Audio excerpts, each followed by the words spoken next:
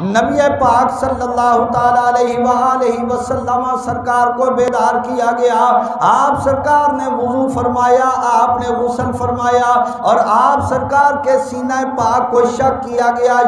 چاک کیا گیا، آپ کے قلب مبارک کو دوبارہ غسل کر کے اس کو بھی دھو دیا گیا۔ امام الانبیاء سرکار نے جب براق کے اوپر سواری فرمائی، براق کے اوپر سواری فرمائی، مختصر براق کے اوپر سواری فرمائی، سفر کرتے کرتے کرتے کرتے کرتے کرتے حتیٰ کہ آپ سرکار بیت المقدس تشریف لے جاتے ہیں۔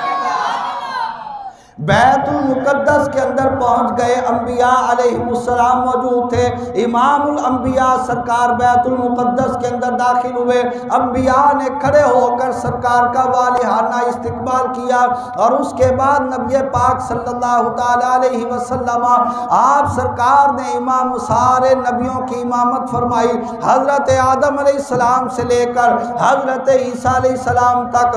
سارے نبی بھی آپ سرکار کے مقتدی ہو گئے، سارے رسول بھی آپ سرکار کے مقتدی ہو گئے۔ اعلیٰ حضرت فرمایا نماز اسرا میں تھا یہی سر، نماز اسرا میں تھا یہی سر، ایاہما نائے اول و آخر،